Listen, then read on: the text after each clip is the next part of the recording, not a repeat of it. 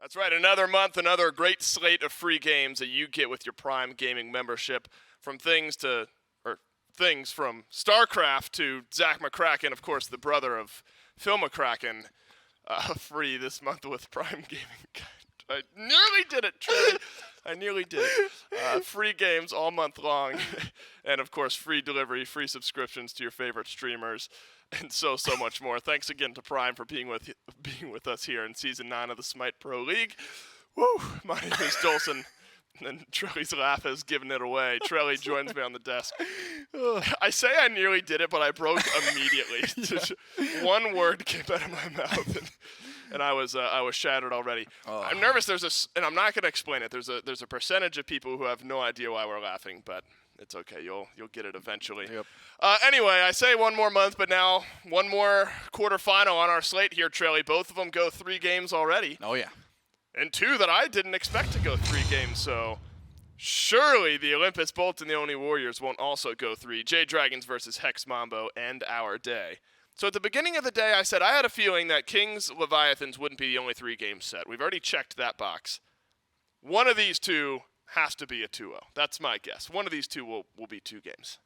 Yeah, I mean, if you have to look at both of them, if you look at both of these sets and had to guess which one, you would assume going into this that it's the J-Dragons who have been 10-0 since picking up their new jungler and the Hex Mambo SCC team. But after watching their sets, there's anything that could happen. So I wouldn't be betting either way. However, I just want to see some good stuff. Are we going 12 for 12, Trelly? 12 straight games today, you think? I mean, I don't know. It certainly could be. Nobody's beating the J-Dragons right now. You cannot count out the Hex Mambo. But the J-Dragons have simply won too many straight games of SMITE in a row to not favor them in a 2-0 shot. At any rate, these next 2 quarterfinals will be filling out our second semifinal matchup, Camelot Kings versus Tartarus Titans. Those are the 2 winners from earlier on. That's our first semifinal. 2 of teams from the Bolts, the Oni Warriors, the J-Dragons, and Hex Mambo will be our other semifinal. This matchup, you're right, Trelly. I think the more potential of the 2 that we have remaining to go 3 games, Olympus Bolts versus Oni Warriors. And it does feel like a lot of that. Now, the Bolts haven't played the cleanest SMITE as of late, but still very, very strong team. You expect this squad to step up come tournament time. So I think a lot of the ability of this set to go 3 depends on which Oni Warriors we get. And I think this is a team that we got away from that conversation for a little while. Start of the year it was. Which Oni Warriors do we get? Good, bad, somewhere in between.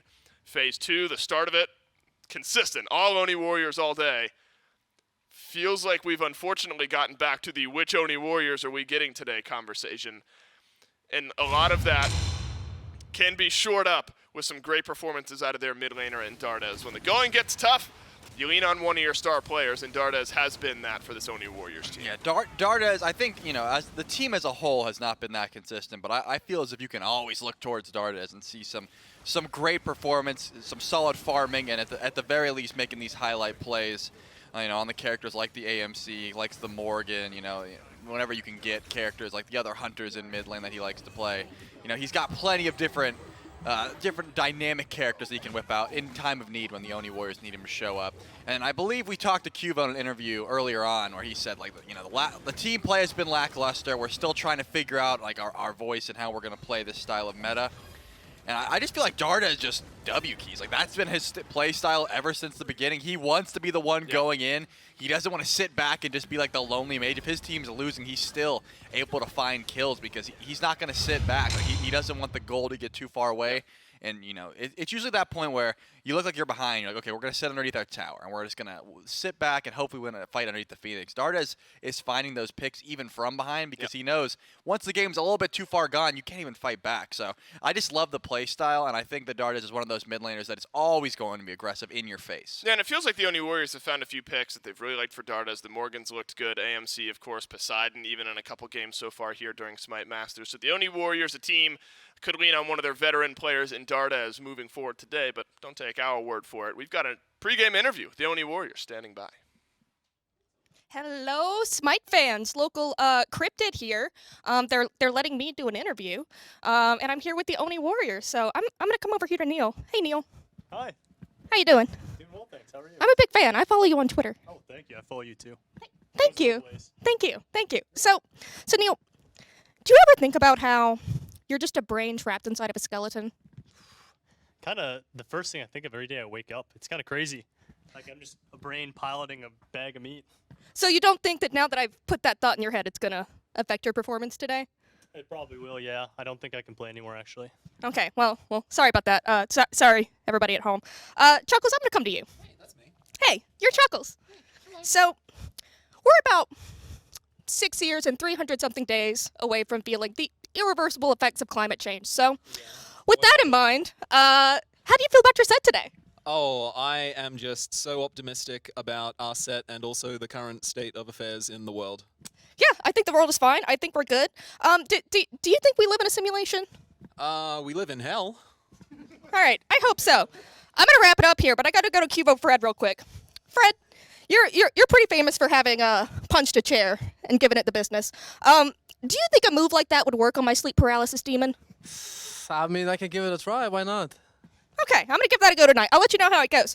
So I'm gonna throw it back to the desk. I'm gonna leave my crab hand here with Neil because he said that he liked it. Maybe he plays with it today. But back to you, Talent. I'm having an existential moment. I'm having an interskeletal moment. I'm just, my brain I am. is, That's me. I'm moving my hands because it's telling me to. I'm just a brain. Here's the thing. I'm so sad to be living in a timeline of a lot of the things that they discussed in the booth there, but I'm so happy to be living in a timeline where my Prime membership gets me Zach McCracken, brother Phil McCracken, for free this month and potentially this month only, so make sure you jump on that. Oni Warriors feeling existential, but on it going into their next matchup, and it's against the Olympus Bolts. You got to be on it. Your brain piloting your skeleton has got to press the buttons better, because the Olympus Bolts, one of the highest seeded teams coming into this tournament, Trelly, and rightfully so, put together a fantastic phase for themselves. Again, not the picture of consistency down the stretch towards the end of the phase, but I think the storyline, if you look at all of Season 9 so far for these Olympus Bolts, LASBRA and Ven having resurgent career-style years so far.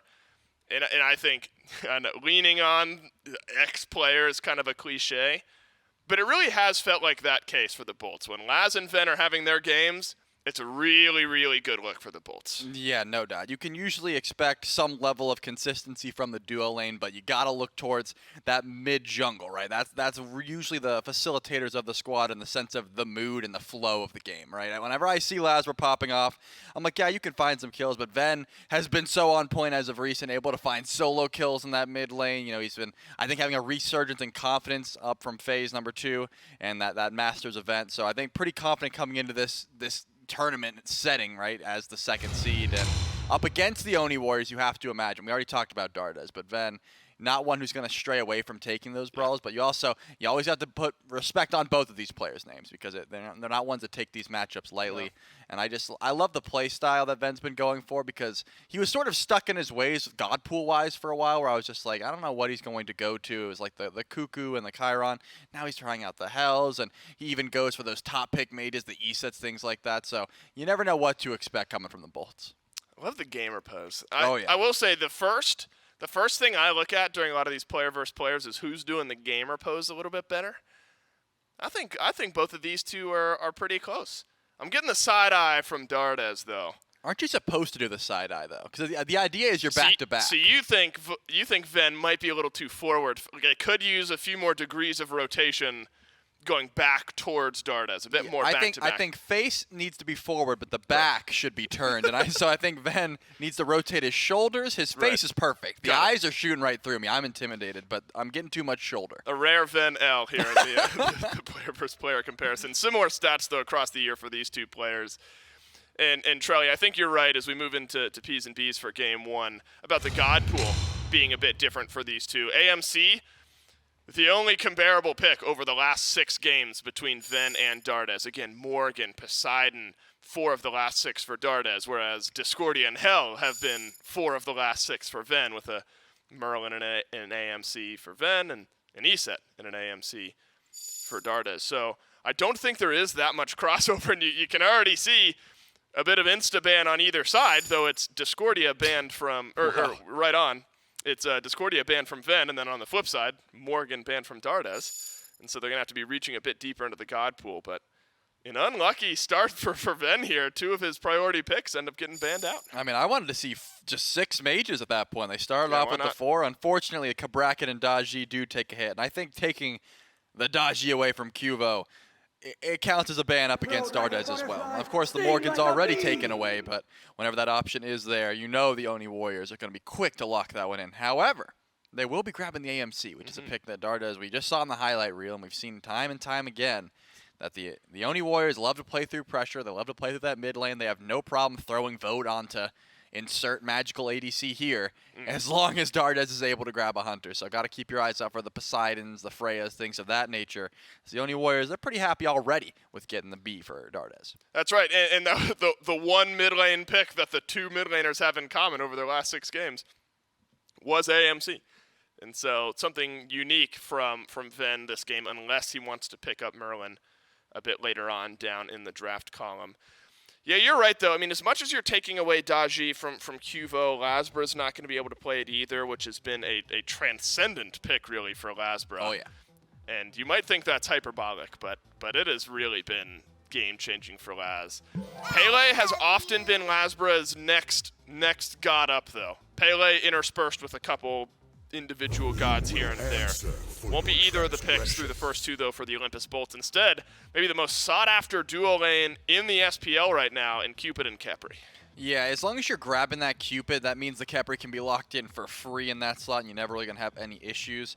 I do think if you're the Oni Warriors, you have to grab your jungler in this slot. So the Nemesis comes to mind, the Lancelot comes to mind, and it actually will be the Lancelot that is locked in that spot. Could be going over to Nika in the solo lane. We've seen it played to varying levels of success in both of those roles. With the Poseidon locked in, you at least see the backline, right? The carries, the ADC Poseidon and the mid lane AMC are locked in here for the Oni Warriors. I'm going to hold on to the ambiguity there of the Lancelot, but if the Bolts wanted to grab something like that Nemesis, they need to do it right now, because if not, that is certainly going to be taken away. It's just one of those picks that doesn't have the greatest matchup up into Cupid, but always going to be annoying for early pressure, being able to shred through protections and chase down the opposition, even off of a Scarab's Blessing. And it's actually going to be the Osiris. We saw that played solo last set, but more often than not, it's been in the jungle, so once again, I'm afraid I'm going to have to hold on to the ambiguity of the pick. Could it be solo? Could it be jungle? Not sure yet. I think the on the flip side,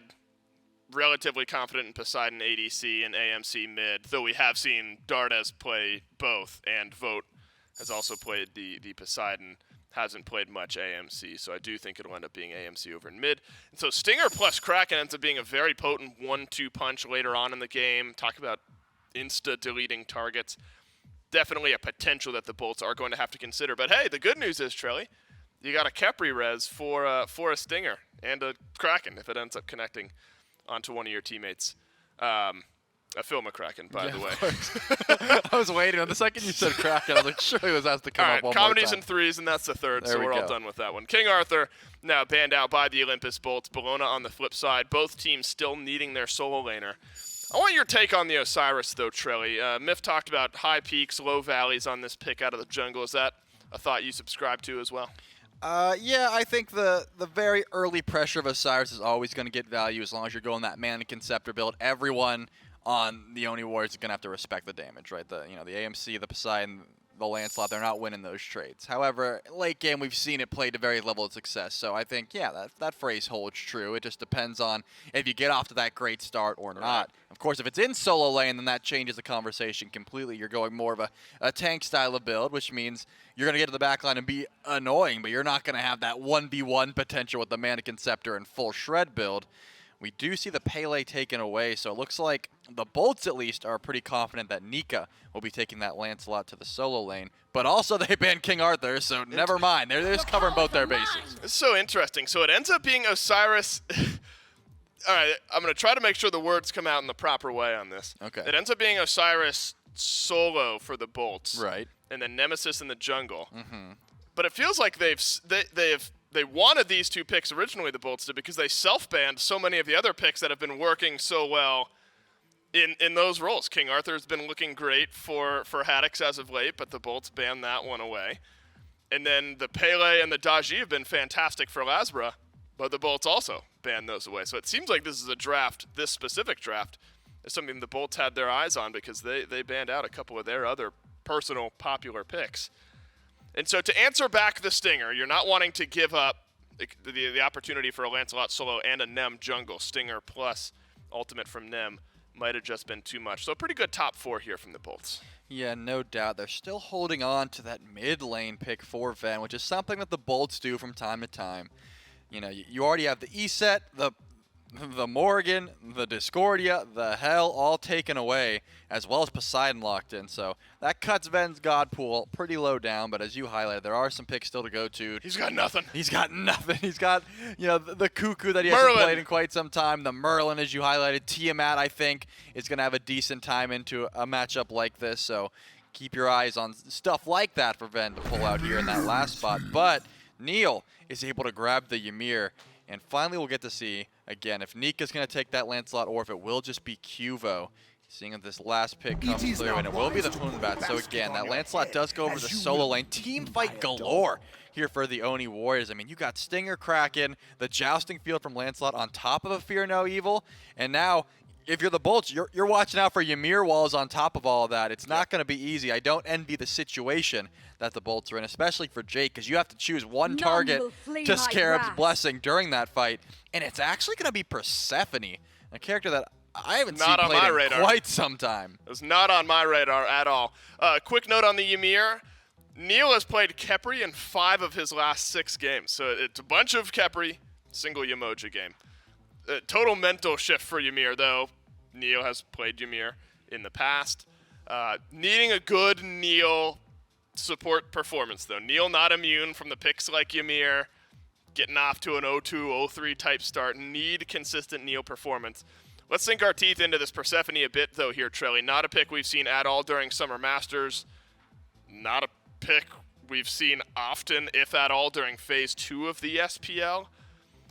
I know that, you know, some changes to Persephone over the years. What do you think makes Persephone a good pick? Or is it a good pick with his Bolts composition? Well, when I look at the Oni Warriors, I see a lot of non-CC immune ultimates in the AMC, the Poseidon, the Hunbat. So you have some great targets there with Grasp of Death. Yeah. And I also think, you know, just the sense of you have not seen a Persephone in a while. So what does she do again? You know, how much damage does she really do? Is it going to be that much? You know, we haven't seen Persephone played in the Warlock stacking meta, because the last time I saw Persephone was like Benny Q in Phase 1. It was a while ago. He did crazy damage, but the Valks were like, it took a while to get a win. They did not get a win on Persephone. So it's like, there's a ton of damage to be had, but do you remember how much damage she really did? Do you remember the lockdown from Persephone? I think that might come into play here. Yeah. You know, just the, you know, do you remember exactly how hard she was hitting? And the lockdown is going to be great. Burning beads for LASBRA.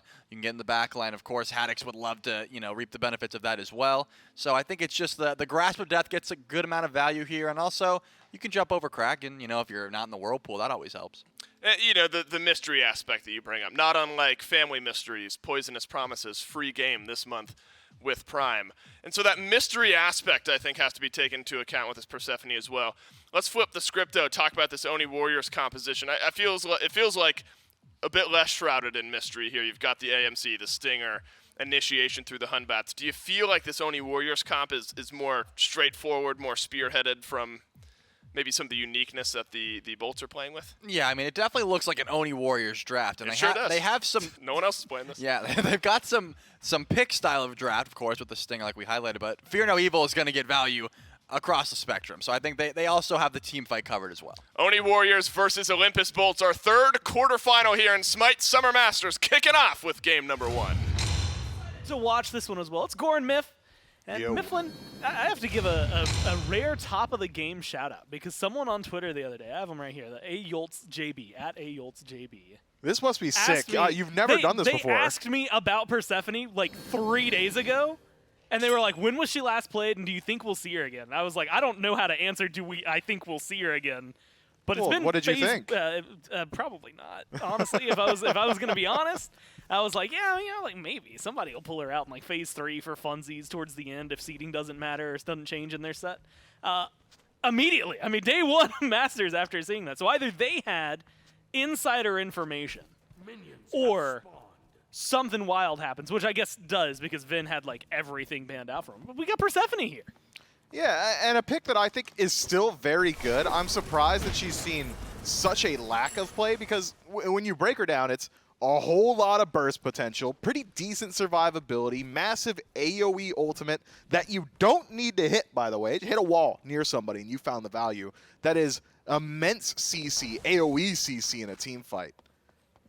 What's not to love? I was going to say, those sound pretty good. What's not to love? I suppose the difficulty is maybe some of that early laning phase, you're lacking some pressure compared to picks like AMC, for example, but in the late game, Persephone still does tons of damage and has phenomenal team fight presence. Now, here's a question. How do you like this start, both separate from the Bolts and the Warriors? So, you know, we get the standard buffs from both sides. Warriors stick together for the back camps. Last went off and did him on his own, is now over at Q. Doesn't seem like Qvo wants any presence on solo side, is exclusively in mid right now. And as such, they were the first ones to hit level 2 together and have a little bit of a pressure lead over Vin because of the clear. I think the start makes sense, especially for the Olympus Bolts. You don't want to take that 2v2 in mid. What's Nemesis and Persephone doing against Hunbots, who I guess is negligible, but AMC. And what are you doing against AMC? You're watching your wave die, and you might be taking dot damage from the bees, right? So might as well remove yourself from that situation, have LASBRA get a little bit of solo farm, potentially motion himself over towards that soul lane. If we see Nika step a little far out of line, early gank potential. LASBRA was one of the progenitors of the cringe gank back in the previous seasons. So certainly look to those opportunities still. Doesn't come up, so what do? You get Totem Aku, you go back, you clear those camps on your own, and you're still about even in farm, maybe about a quarter of a level, separating LASBRA and QvoFred at this point. Whereas worst case scenario otherwise is you just get first blooded. So I think that is a good safety play from the Olympus Bolts. Really fun to watch. I guess how that progresses. Also fun to watch. Over here, Vote taking a lot of damage. Great wall by Neil. But is it enough? Sprint pop. Dash from BaRRA. No follow-up damage. Be able to find anything. Vote, though, ate a lot in the process. Kind of showcases the duality of this lane. Yeah, I mean, I've never been a massive fan of this Poseidon in the duo lane. I think it gives you a whole lot of rotation ability. He's one of the fastest mages in the game. And a really strong level 5 power spike. Generally, Kraken on support, going to be one of the easiest people to hit with it. Doesn't have an Aegis, doesn't have a Beads generally to deal with it. So maybe some potential there for Vote, but in the 1v1 up against Cupid, I'm favoring Cupid every single time. Just because he's got healing and more consistent poke damage and the ability to lock down pretty easily. This might dictate this duo lane, the 2v2 over in the long lane, that we see NeilMah over there a little bit more often, just concerned about keeping Vote alive. Otherwise, we might see the Oni Warriors try and, you know, make some rotations happen early on. Certainly has the potential to burn down the Gold Fear. A lot of people sleep on the second ability from Poseidon, but the DPS, when you're just allowed to hit every single one of those prongs, is absolutely ridiculous. Around level 5, you're hitting for upwards of like 150 per auto attack, which means that Gold Furies will burn very fast, and by nature of being Poseidon, in this matchup, you've got best confirmation on map as well. So Gold Fury is certainly an avenue for the Oni Warriors. 1v1s in the duo lane, though, yeah, I'm thinking Vote's going to avoid those. He's right now just out-clearing BaRRA. Admittedly, I think that's a small win, but you'll take it, right, when you've got the pressure because of the waves going in your favor. The other thing out of the duo lane, you know, like you mentioned the Poseidon, a lot of good merits, I think, to him in the late game. This Ymir as well is maybe one of my favorite Ymir picks we've gotten to see, because Nemesis, Khepri, Cupid, they're all going to struggle. Like, the Bolts are going to have a tough time in the jungle when Neil starts rotating and those walls become more prevalent throughout the game. Yeah, generally we'll see Khepris go towards Shell in first slot to upgrade into Phantom if you start to fall behind very early on. Instead, it's first slot Blink for Awesome Jake. Khepri, huh? Yeah, Blink Initiation Khepri. You've got decent targets for it. Dardez in particular, I think very susceptible. Vote as well. So opportunities to Jake, but not something we see super often.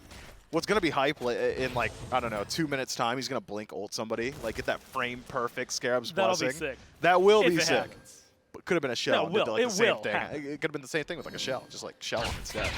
Oh, but what if what if he's like super far away though? That Shell can't get him there faster. Heavenly.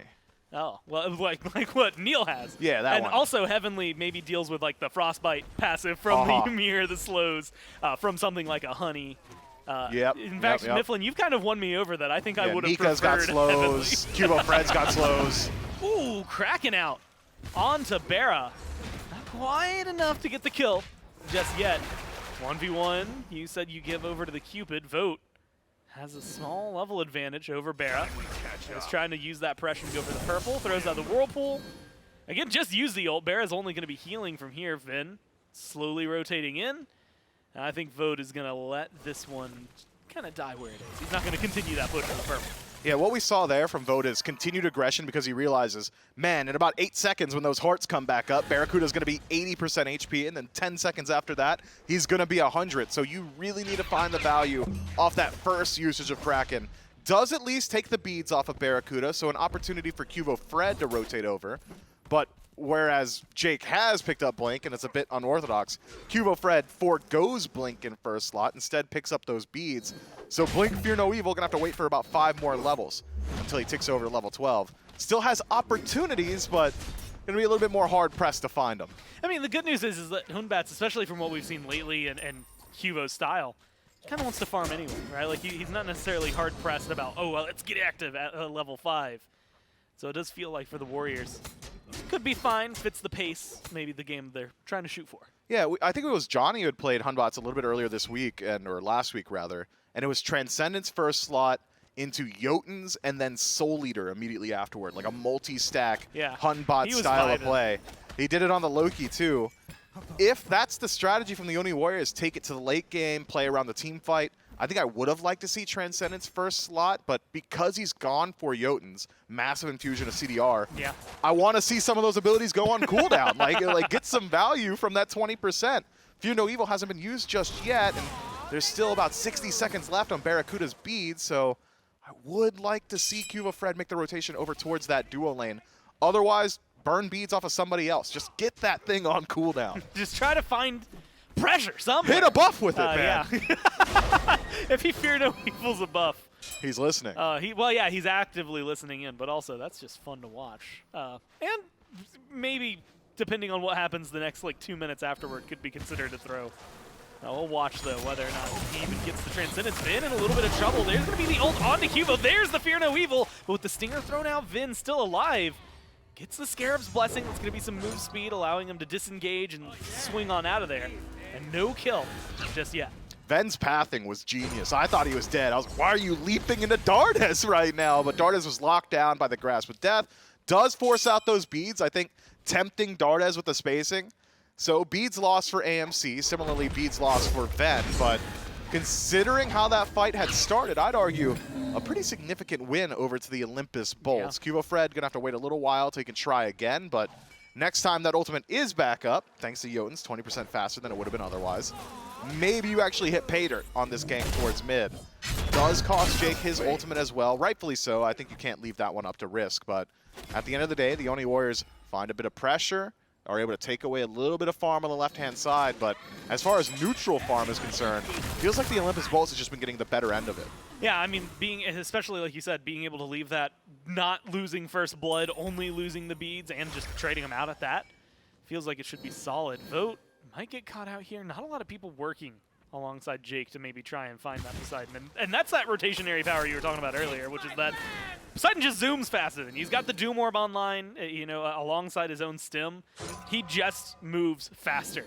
And so now it's this awkward fortune where, yeah, in this case, you just miss out on a Trebuchet. It's not like that huge of a deal. But like in the future, that's a presence from Vote that BaRRa's not going to be able to match or something like that, right? We're going to see him in mid or maybe around a Fury, and BaRRa's just not going to be there in time. And then you have to talk about it. You had mentioned the Kraken earlier, but like that versus Fields of Love, it definitely feels like there's an interesting balance between what these, I'm going to say 2 carries? Yeah, carries can bring to the game, especially considering it's a different style. Yeah, Vote's coming in with a whole lot of damage, and I suppose a pseudo no-play zone, like you don't want to stand in the Kraken, but it doesn't last for an incredibly long time.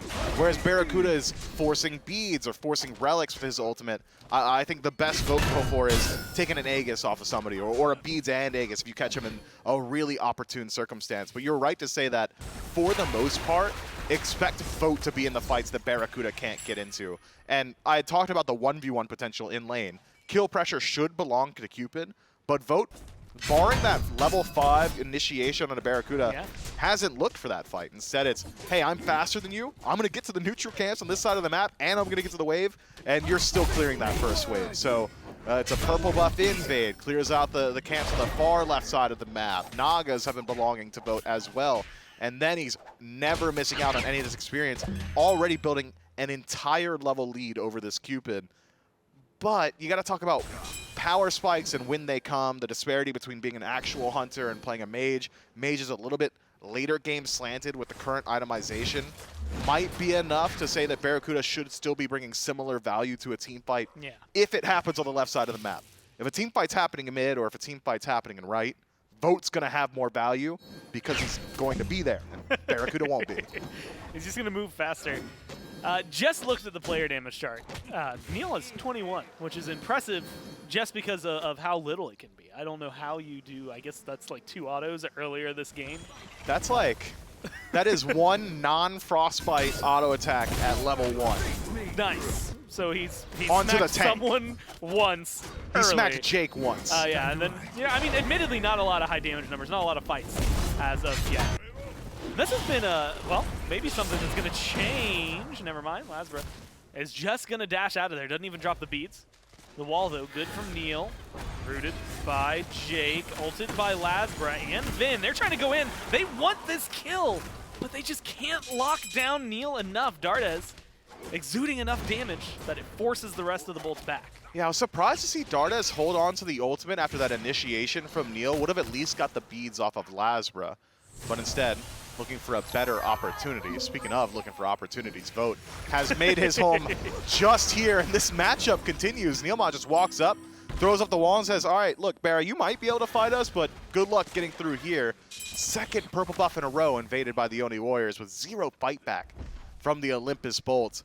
Barra can't do it on his own because NeilMah's going to do that every single time. Someone else has to make that rotation.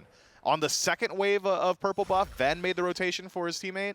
I'm thinking I want to see LASBRA on this side of the map. Maybe even get Jake back over here because BaRRaCCuDDa is slowly losing the snowball battle. Vote's just going to continue pulling ahead. This has been maybe just a slew of awkward decisions for Barra, right? I mean, you walk forward there. If the wall's not there, then you get Kraken. Like, I don't think there's a winning scenario for you, like you said. So just having to figure out where that pressure's going to come from. If that pressure's going to come from anywhere else, maybe, is more the question. Especially with some of the balancing that's been going on. Haddix, we haven't talked a lot about the solo lane. On the Osiris, someone that we're used to seeing up in the jungle, versus the Lancelot, also someone we're used to seeing in the jungle. They keep stealing our gods, man. Leave something Well, for the junglers. Are they stealing your gods, or are you stealing their gods? Well, because those Osiris guys, is a warrior. Yeah, but Lancelot's an assassin. Yeah. And, you know, warriors are jungle gods. You guys can have guardians. You get guardians and guardians only. Oh, you had mentioned earlier warriors have superior objective burn, not even needing the Kraken. Oni Warriors, not the class. Yeah, you're right. The Oni Warriors specifically. And, wow, do they. I mean, that Poseidon rotation, not only on the money, but just the burn that they had with that and Dardez was insanely fast. It is, and now the Oni Warriors don't need to really concern themselves with putting any positioning on the left side of the map. Instead, can bring their attention over to the right. Pyromancer should still burn pretty quick with the help of Nika, but the Olympus Bolts have shown a propensity to play around that mid 3v3. Haddix is doing just fine in the lane, already moving in towards that Oni Hunters, so maybe you don't really want to look at the actual Pyromancer. What you should be looking at is this Poseidon, who, again, just walks up to purple buff on his own, takes it away. Sometimes it's as simple as that. He's in a mobile maze! Someone get over there! Oh, yeah, theoretically, you maybe would see some pressure over here. Nothing from LASBRA as of yet. And now he's going for a little bit more. Look at this, a red buff invade. Left side of the map, the Warriors own it. Mid, though, might be changing up. Dardez has to pop the Aegis. Nice dodge on the root, and there's a sprint, there's a slow, there's Dardez out of the fight. Barra, though, can't quite say the same just yet. Scarab's Blessing on him. Qvo caught out and killed off. The Bolts, finally, 15 minutes in, get first blood. Look at that relic usage from both teams. First fight at the 14-minute mark, and it's a whole lot of trades. The Olympus Bolts keep Beads and Aegis, Haddix and BaRRaCCuDDa respectively. Whereas QvoFred looked to me like he tried to use the beads to get out of the grasp of death from Ven, but it comes a little too late. Somersault wasn't quite able to get to that wall, so he loses his life just to the DPS of the Olympus Bolts. Fortunately for the Warriors, the greater of the two feasible neutral objectives has already been taken. Gold Fury off the map means Pyromancer's really your only option, and considering how much was already used in the team fight, no ultimate for the bottom 4 members of the Olympus Bolts, only Haddix maintaining his, means do you really want a coin toss on that Pyromancer? Bolts say no, so it's still the Oni Warriors nursing their lead off a superior macro play just about entirely off the left side of the map. I mean, look at the net worth. It's Vote, man. He's the lead. Yeah, it's Vote. Oh my god, Cupid's so far down that list. It's 1,000 gold just for Vote. And that is, like you said, pretty much all of it. I mean, they're starting to push towards that 2K mark. Yeah, we're at 1,020 right now. And maybe they'll hit it. But yeah, so it turns out that it's just Vote over BaRRa. 2 levels as well. Feels pretty solid. Build-wise is a little farther ahead. Makes sense because the gold thing we just mentioned. Oh, yeah. And now they're going to be able to turn that maybe into a little bit more. Bolts tried to get the Pyro earlier. Qvo and Dardez pull it. They drop it just as quickly, maybe noticing that they're not going to kill it as quickly as they would have liked, or tank it as long as they would have liked. So not dealing with that. Poor BaRRa just can't get a break over here. Vote policing this purple buff. And BaRRa, you would think, stepping forward to grab it, that would be the no. But no, Vote wants the farm. That's where he's been winning. So he's going to go for it. Qvo pulls the Pyro one more time. Dardez is over here. Haddix is walking through the FG pit. Going to throw a little bit of damage down. There's Neil's ult. There's the Fear No Evil. But Haddix, he wants more. He's going for Qvo. Qvo has no leap available yet.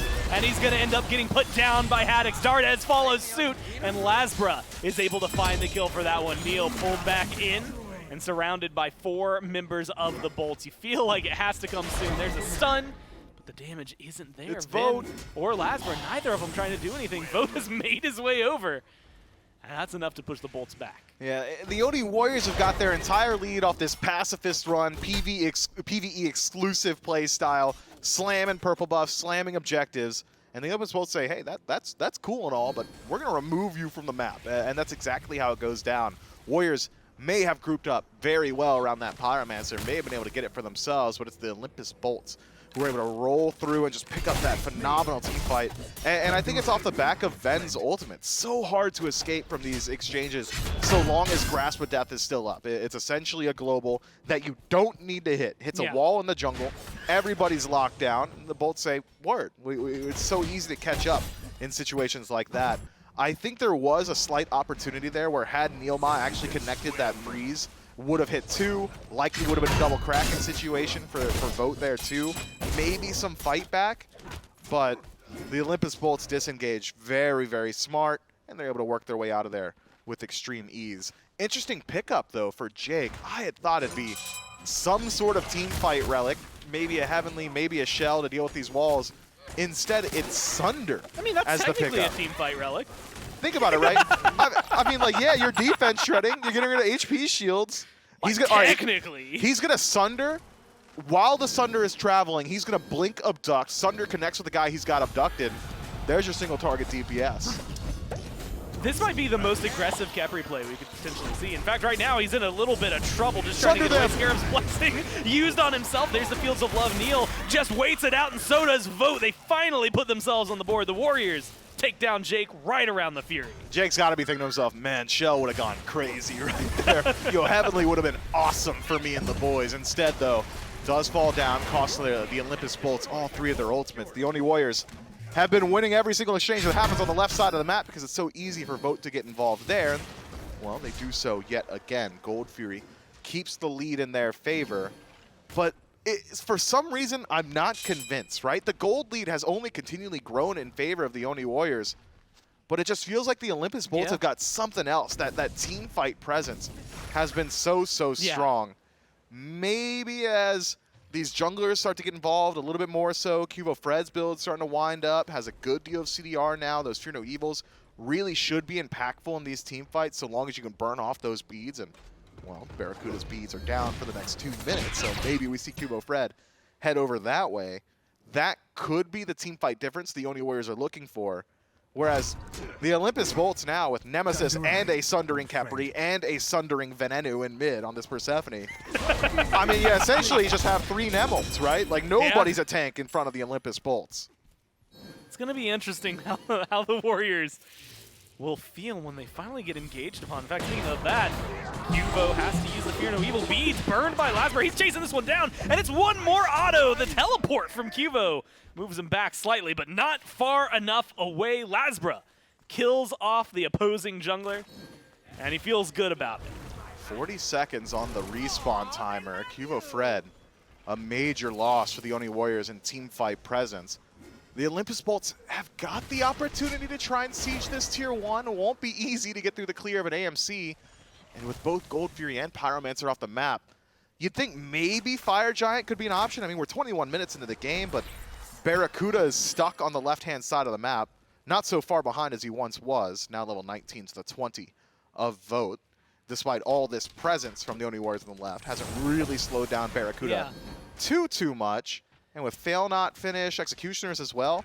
Yeah, let's get BaRRaCCuDDa out of this lane. It's time for the beast to be unleashed. Go get involved in the team fight. It's that weird balance, right? Like the PvE style the Warriors have gone for. Like, there's a cap to it eventually, right? Like, I mean, yes, technically you win the game kill him through PvE, right? Killing the Titan is the environment, but you have to get there through the Guardians first. And when you're looking at the Bolts, I mean, the experience differences. In fact, LASBRA found himself ahead of Cuvo. You're catching up to anybody who was 21st. There's that cap, right? That level 20 cap. Admittedly, maybe doesn't work on the gold, but it's only like 2,000. That's not even that much, 21 minutes, 22 minutes in.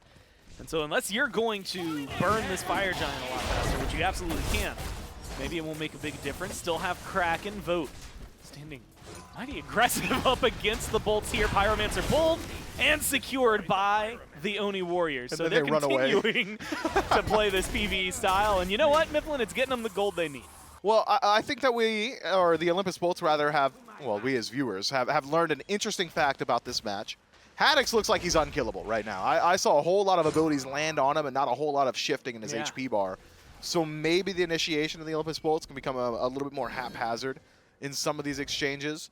And I think the Bolts are probably in a position now where they're realizing that's 2 Pyromancers, 2 Gold Furies, the Oni Warriors, and the lead really has an extended teamfight presence, still seems to be favoring us. Every tower's still up. Every tower's still up. Group up, force the Fire Giant. I think it's actually the Olympus Bolts in a position, sure, 3-some-odd thousand gold down, where they can actually generate enough threat on map to force the Oni Warriors into a PvP position. That could be the strategy the Warriors are going for, maybe a frustration tactic. Hey, we're clearing the map and we're getting a lead without really having to line up against you. And that is incredibly frustrating as a player to deal with. Maybe that's a situation where the Olympus Bolts feel like they have to do something. That something really only could be the Fire Giant as of right now. And with this much grouping on the right-hand side, I'm not sure that they know Votes on the left, but if the Bolts can call that bluff and just pull the fire now, could be a good opportunity. Haddix is in the pit. He's just dewarding, though. Everybody else, well, just hanging around mid-camps. Vote's now rotated in, so it's not like it's going to be a very easy swing for the Fire Giant. And the biggest thing, like you said, Bolts can force a fight, but you have to play carefully around that Fire Giant. Because I feel like if you get it to half, like we typically see that, right? In FG dances, it's not uncommon to swerve it down into something like 50%, 40%, then drop it. If the Warriors picked it up right afterward, that's a Kraken away from just being killed off. And so something that they might have to worry about, even if it's just a bait. Yeah, and the Warriors have just got superior secure on objective, I think. So the Olympus Bolts won't leave it to coin toss. Bolts have got timer on this. They realize the Oni Fury is up again. And with the Oni Warriors being so present on the Fury over the last 24 minutes, I think the Bolts probably accurately can identify that is likely where they are. Drops down incredibly fast, so opportunity lost to pull out the Fire Giant. But pulled regardless. Yeah, it feels like maybe could have rushed that a little quicker. Fire Giant falling slow, 70% health as of now. Bolts are going to go ahead and fall back off of that one the minute the Warriors show up, and it didn't take them long to get over here. From before, Haddix caught out. There's what you said before, though. He's just taking no damage. Walks away with about 70% of his health bar, but a lot less abilities on the side of the Warriors. Yeah, Haddix does lose his beads, though, so 160 seconds left. on that CC immunity. It's a lot of time. The Olympus Bolts, my heart goes out to them. This has got to be one of the most frustrating matches to be a part of. The Oni Warriors legitimately have not looked for a single engagement. They In have fact, not. they're actively avoiding Yeah, it. I got my objective. I'm out. All right, and we're really fast, so you better not be going the objective on the opposite side of the map. Now, the Oni Warriors are going to have to fight if they want this one. Oh, well, that maybe not even have to fight too hard. There's the Kraken, and it's going to be timed perfectly. Fire Giant to the Warriors. There is the root from Vin, though. The ult locks down Neil, and Neil might just lose his life for this FG. BaRRA and the boys are able to pick up one more. But no more than that, because the Warriors, the rest of them, hightailed it out of there, and they are fine.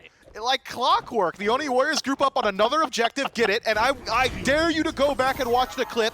The second the Fire Giant died, all 5 of them turned and headed south on the map towards their own base. They were not interested whatsoever in the fight afterward. Now with Fire Giant on 4, in about 15 seconds once NeilMah respawns, they have to fight. The Olympus Bolts are going to be there to defend their structures. So we'll get our first look at how the Oni Warriors actually take some of these exchanges. But what will the Bolts do in this time? Take a tier 1 and 2 on the right side of the map. The Oni Warriors aren't just sitting on their hands, they do the exact same, but in mid. Superior pickup for the Oni Warriors, opening up the entirety of the middle lane. Makes it very difficult for the Olympus Bolts to find areas to retreat to. Not that they've been having to do a whole lot of that, because looking at the damage charts, haven't seen too much from the Oni Warriors just yet. But now, finally, with all 5 on the map, and with 4 with Fire Giant, gotta think the Warriors can start their siege probably on this right-hand side, considering the pacing they've taken so far. I know the left side Phoenix is most valuable, but pick up a tier 1 and 2 in the Soul lane, back up to the Pyromancer, then you can work your way over towards the left. Instead, though, the Oni Warriors are expediting their pace. They decided to pay a little bit extra for their shipping and want to go for this left side Phoenix first. Seems like the Olympus Bolts going to group up significantly on this tier 2 tower. Could slow down this siege. Only 2 minutes left on the Fire Giant. It's been an interesting pace of game so far for this one. I feel like very similar to the first set of the day. Neil right now plucked back. Vin threw his ult out, forces a leap away from Qvo, though. The beads that were up still hanging out for the Warriors. Same for the other side. Only missing on Vin, Dardez, and Vote right now. Fear No Evil's available. Blink up for Qvo if he wants to go in. The Bolts are mounting a defense around this tier 2, though, and admittedly, with how often the Warriors have been fighting, I don't blame them, Mifflin. Yeah, I mean, we just don't know what the Oni Warriors team fight looks like just yet, and even now, it just feels like the Oni Warriors saying, hey, make a mistake, step too far out. Now there's going to be the wall, there's a whirlpool, and there's about 20% of Haddix's HP, maybe a little more, with some trickle-in damage towards the end from the Warriors. Wow. Trying to figure out how they want to crack this tower, but they just can't get in. There's another wall from Neil. There's another freeze, but it's not going to be enough Fields of Love on the other side. The Kraken not going to connect on a lot. Neil goes down. Fear No Evil isolates Haddix, but Haddix is left on and out of there. Jake goes down, so they do still get a kill, and that's going to open up this tower. Support for support. With a couple of low health bars, the Bolts are limping back to base, and this Phoenix is going to be exposed to the Warriors. Man, Nika went absolutely massive there. Says, hey, you might get NeilMah, but you're going to pay for it, maybe, with your lives. Good ultimate from Ven. Will lock down a couple from the Oni Warriors, but not before that Phoenix will fall down. Immediate disengage afterward, and the Warriors have finally cracked the base of the Olympus Bolts. And I think that initiation from the Bolts there makes sense, because what we had seen was NeilMah going up with the wall, locking down Haddix, who's the only one who can really withstand any of that DPS, and just poking him out. 30% here, 30% there. If that continued, the Olympus Bolts would have just bled out. LASBRA alone on the left-hand side, 3 Warriors. And that's a recipe for disaster for the Bolts. The jungler, finally someone other than Jake, takes a fall. The Warriors get themselves a 3rd kill. They start up a Fury. This Fire Giant buff, it ends in 1 second. They still managed to get themselves a Phoenix, still now managed to get themselves a Fury. And Mifflin still find themselves in a very comfortable lead, about 8,000 gold ahead for the Warriors right now. And now we'll see the Olympus Bolts with an opportunity to take a fight in neutral territory. Gotta get another Fire Giant before we go for another siege. If the fight actually happens. If the fight actually happens. I mean, just an absolutely ridiculous pacing to this game. The Warriors just like tiptoe up But grab something off the table and then run back, dude. Like, they don't want to be there. can you imagine how frustrating this is for the Olympus Bolts, though? I gotta think the conversation is, man, we didn't even get to play this game. We just lost on objectives. Gotta show up earlier, I suppose is really the only answer for the Olympus Bolts. I mean, they allowed Vote to free farm BaRRaCCuDDa's farm for the first 20 minutes of this game. That's why that DPS was there on Gold Furies. That's why Pyromancers went down so easily with no response from the Olympus Bolts. They just allowed a little bit too much to happen on the map, and the Oni Warriors established a pretty nice lead. Even with things, though, they have the burn that we saw, and not on just one Fury, but 2 Furies, 3 Furies, maybe 4. That might have been the 4th one. I can't even remember. I've lost track. Because either all of them, they've all just been Warrior side. But around that FG, we saw the Bolt step up to it. And it took 25% of its health, and it was like, oh, that's kind of neat. Then the Warriors stepped up to it, and at the same time did 80% in that little window. And then that Kraken plays such a huge role. And if you're not fighting, if you don't need that Kraken to end anybody on the field, it's made things a lot easier for them. But it has been objective after objective. I would say team fight after team fight, but we've only ever really seen one, and it was slowly. It was kind of a win, I guess, because they get the Phoenix. It feels like this is, like you said, very frustrating for the Bolts because you don't get the fights. And, like, you would win them if you're able to get in there the way that you want to, but you've been on defense the few times that you've been able to fight. So how do they force this? Where do they actually make it happen other than just, like, in the FG pit? Like, how do they start a fight?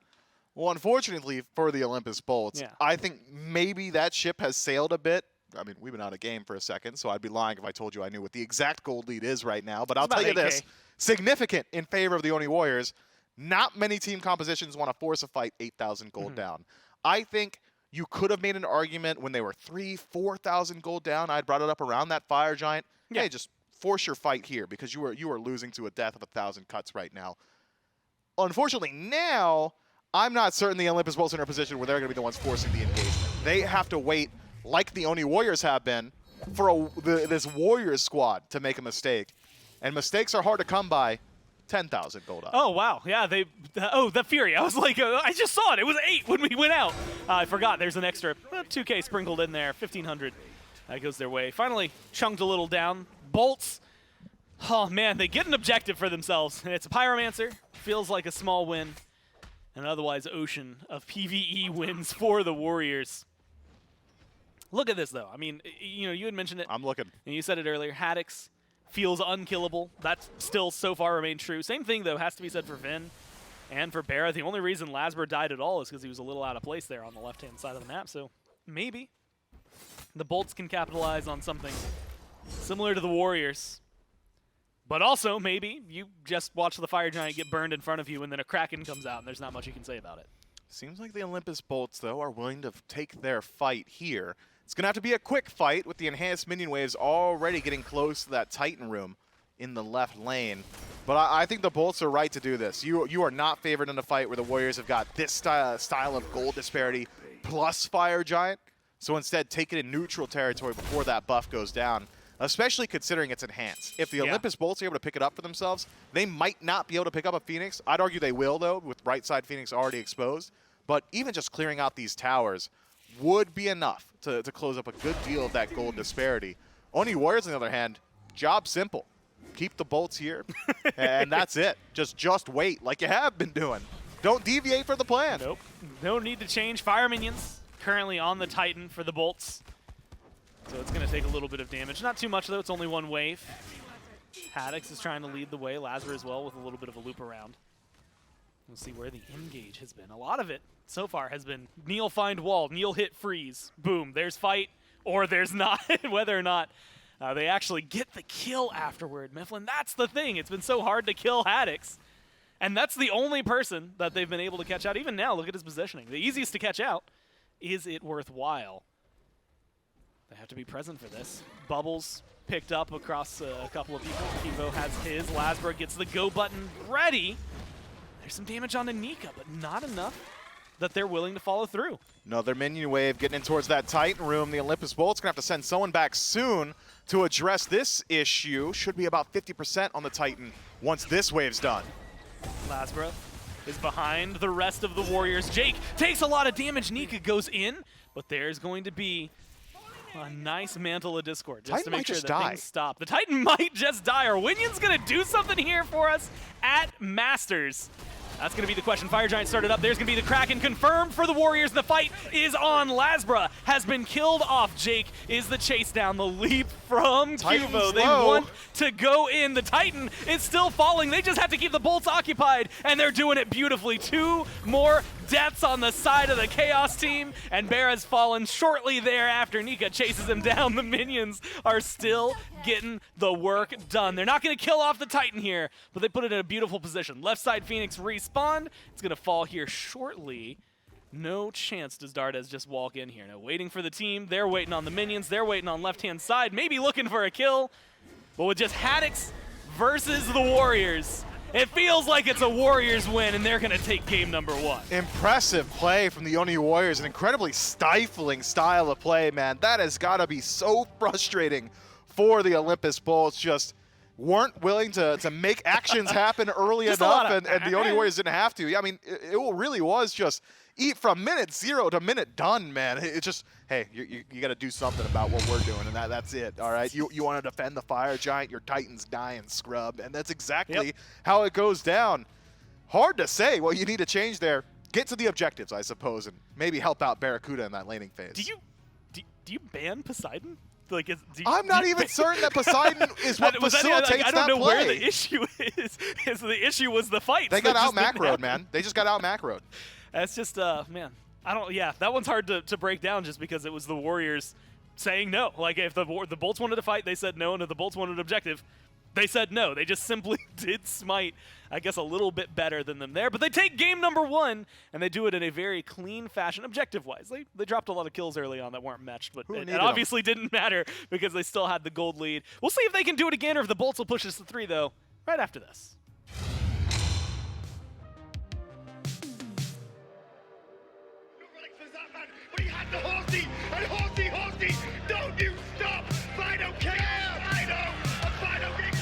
I gave up dabbing for Lynn.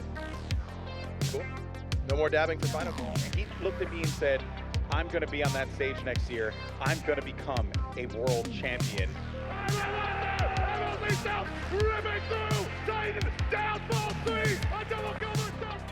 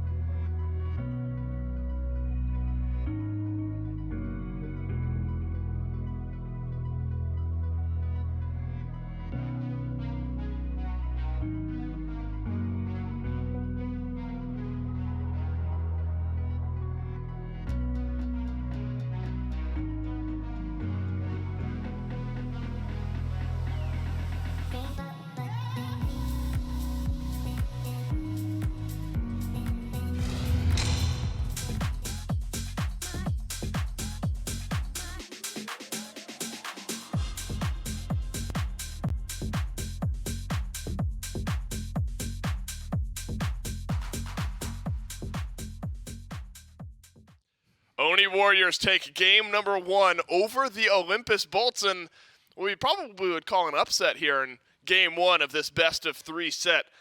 The consistency of the composition that the Oni Warriors drafted just too strong, and the ability to farm up and secure objectives. Behind in kills almost the entire game up until the end, but ahead in gold through the majority of it. And really the Krakens from Vote were hitting just so effectively and make such a difference down the stretch here. Trellia, there was just no answer from the Olympus Bolts, and Vote really on this Poseidon makes a massive difference here in game number 1. And it's a perfect example of kills not always translating into a lead. Yeah, and I think every time there was an objective, Mifflin always highlighted it, right? The Warriors got in and got out. They were never sticking around after. The Bolts were like, all right, we lost the objective, let's fight. And they look around, and there was just no fight to be had. I mean, take a look at the gold lead. At the moment, it's only a bit in favor of the Warriors, but the kills are going to keep being in favor of the Bolts. And look at this massive gold lead here for the Warriors. It just seems like, objective play on field was all the Warriors were really concerned about until they got to that point in the game where they could actually fight and started running down these objectives. One pick onto LASBRA, and they just played through their team fight ability so well. I think the Warriors knew the composition they had. They had the Kraken, they had Stinger, they had Fear No Evil. That's all they really needed when it came to this late game portion of the fight. One Kraken to confirm FG. It's enhanced Fire Giant at that point, and they're able to just run it down. The one fight that you'd think the Bolts were finally happy to take, and you're fighting into an EFG at that point. They were able to run it down and just pick the Bolts apart. I had hopes that the Persephone, as Dardez will run down his double kill, I had hopes that the Persephone would excite me. And 2-1-2 is not a bad KDA by any means here for Ven. It definitely does not hang all on the Persephone either. Feels like full team macro game style loss here from the Bolts, as none of the KDAs are egregiously bad by any means. But did you get enough data on this Persephone Trelly? 15,000 damage, middle of the road on the damage charts. Did you get enough data to ever want to see it again during these Smite Masters, or maybe just a one-off type game? I mean, I think Ven was hitting the ults pretty consistently. If we're honest, though, I didn't get too much data on team fights as a whole from the Bolts. They got some picks here. It was just they weren't able to do too much in those fights. And I'm not even going to say that the Oni Warriors did that much. I mean, take a look at their damage numbers. Qvo did about 8,000. It was just a lot of poke damage, and then very few actual 5v5 engagements that usually net an objective and then like a rundown. It's all it really took. So I don't hate the Persephone. I wouldn't be against seeing it back. Just somehow get to these objectives first and draft maybe some burst for those objectives. Didn't get to see much out of BaRRaCCuDDa either. 8,000 damage or so in a game where everyone outside of the supports was getting into the 5 figures worth of damage. An insta-lock Poseidon ban here from the Olympus Bolts. They don't want to give the Oni Warriors the option. Probably smart. I mean, you talk about quick change adjustments. That's a pretty simple one to make here. Caused just too many problems. It allowed the Oni Warriors to crack open the base of the Olympus Bolts on just too many occasions. Morgan continues to be banned out. All right, this is the time where we get all 6 mid lane bans. Don't let me down, Oni Warriors. Give me an AMC ban. They could ban Disco. All right, Disco. But there's no way they don't ban Daji in that last spot. Like, the Bolts don't have to, but the Warriors do. You think one of the two teams is? E-set. All right, 6 for 6. They got to ban Daji here. Yeah, especially when it's LASBRA on the other team. I mean, they don't have to, I suppose. If they could go 6 mages, but they're going to give? All right, that definitely doesn't count as a mid lane ban at all. So 5 out of 6 going to mid. Oni Warriors are giving Daji over to LASBRA. KvoFred is banned against Jake or Haddix, I guess? I mean, have either of those two wrecked games on KvoFred? Not. I don't Haddix think hasn't played it in the last 6. I definitely don't think wrecking games. Jake played it against the Storm last week. Went 2-0-10. So maybe it's not the individual player threat, but just what a KvoFred might do to what the Oni Warriors want to play. But Daji, I think, has got to be the spotlight here. Gets through, and think about how different the Bolts look when Lance is on this pick. Yeah, notably, though, the Lancelot will have a pretty decent matchup into the Daji. Going onto the horse to immune Palau is pretty easy to do. I think just given the composition that the Warriors have been going for, last game, of course, Poseidon's not available this time around, but Poseidon, AMC, and Lancelot would not appreciate going into the Khepri wall, so that is the call there. At least the Lancelot and the AMC still don't appreciate that. So I see where the Oni Warriors mindset was, but you give the Bolts one of their favorite jungle picks in that dodgy for LASBRA rather, and taking it away so that Qvo can't grab it is also going to be a smart call. Now you're in a situation where do the Bolts want to put some priority over towards that mid lane, or risk getting even more mages banned away? Or are they just more so focused on, grabbing that Cupid for BaRRa once again? It still, I think, has a decent matchup into the AMC, but the Lancelot has been shown just to not care too much. Nika wasn't really feeling the auto attacks from BaRRa last game rather, so maybe the Bolts are a little bit looking over that Cupid, and it looks like they are looking over that Cupid, more so looking towards the Freya, the magical ADC, which would mean either A, you want Ven on a hunter like the Chiron, for example, I lead us to or glory, B, you're just going victory. double magical in that slot.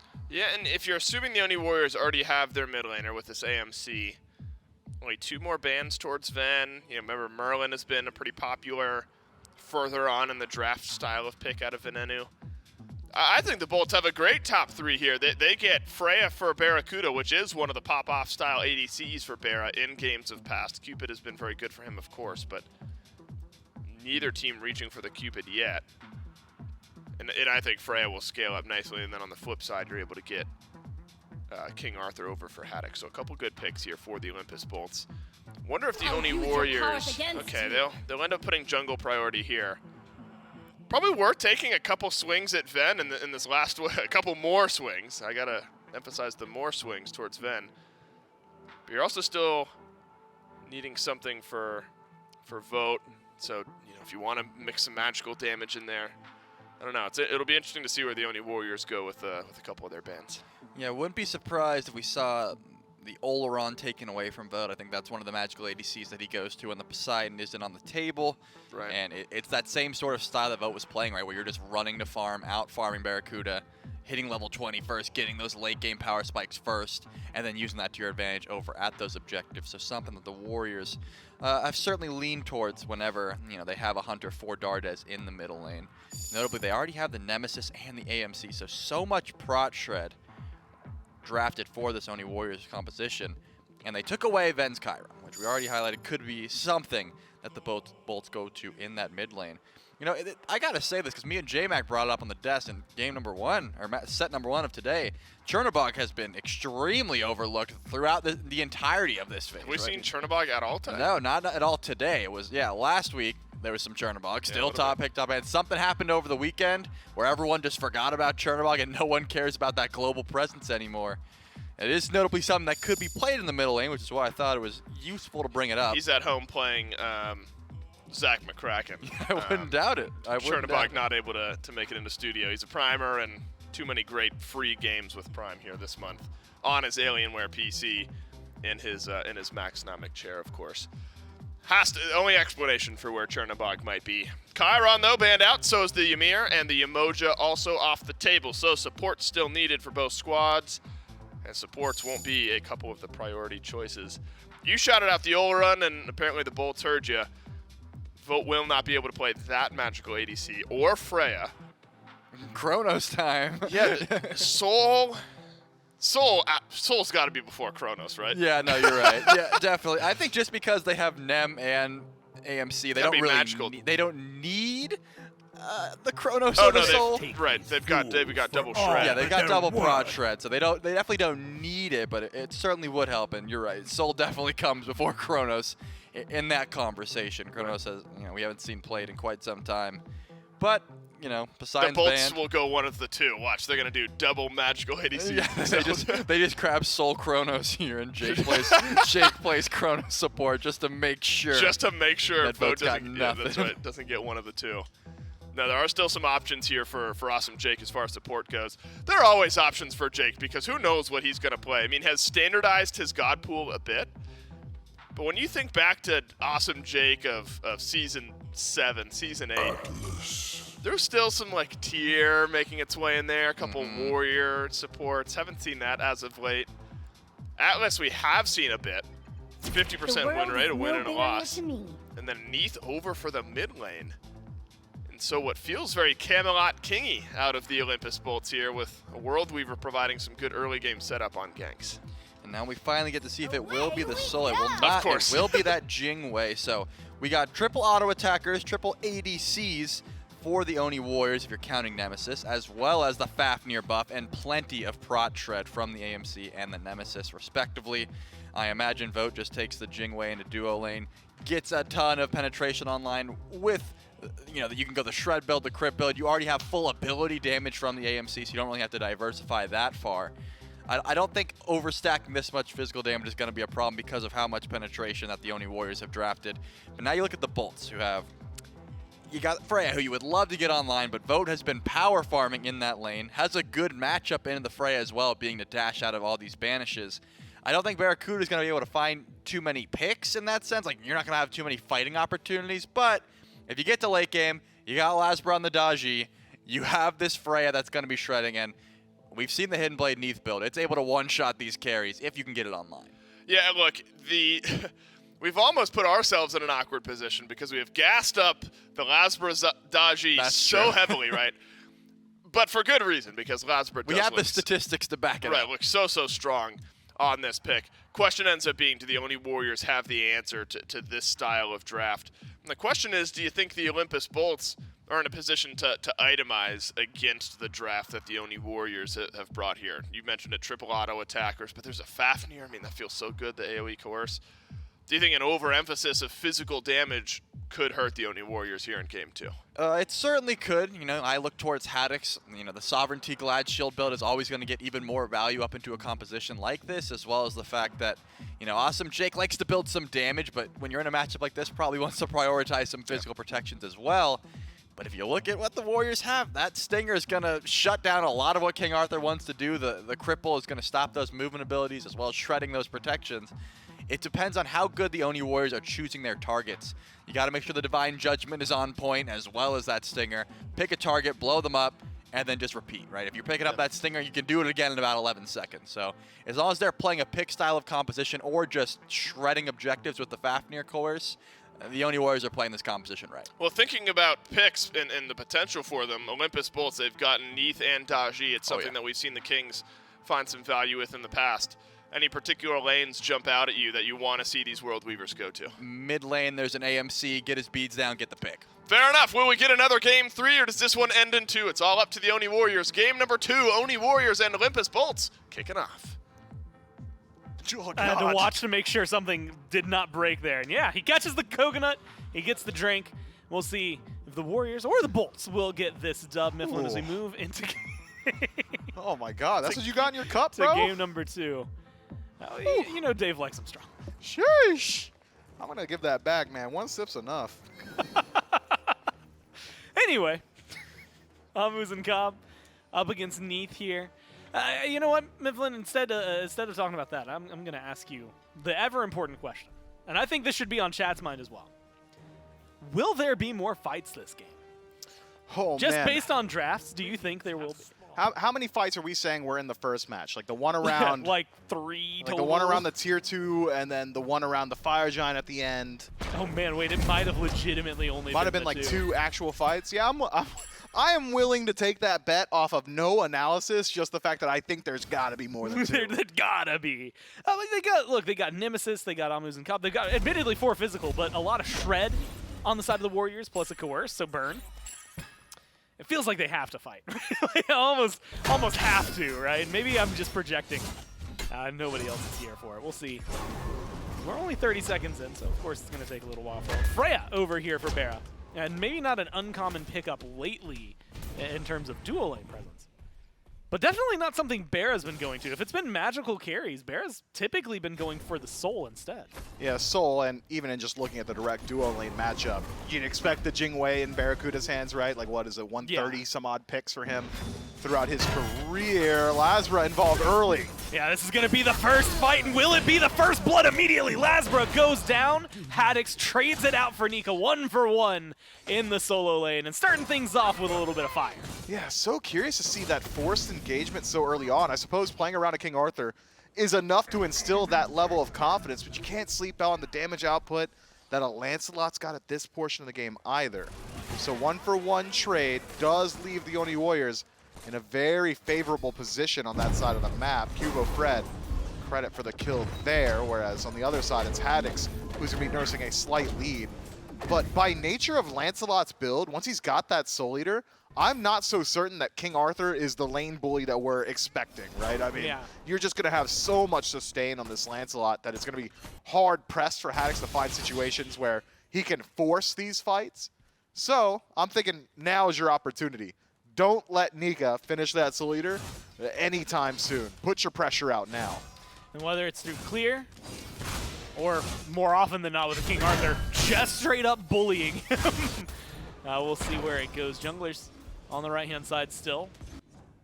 Maybe was looking for something to happen. I thought Cuvo might have been looking for a little bit of a gank, but no, it's just going to be the blue buff. Kind of standard stuff over here. Totem of Ku might be an explosive fight. Worth mentioning, though, Cuvo shows up to that fight. Last time around, Cuvo did not even care about the right-hand side of the map, just hung out in mid for the longest time.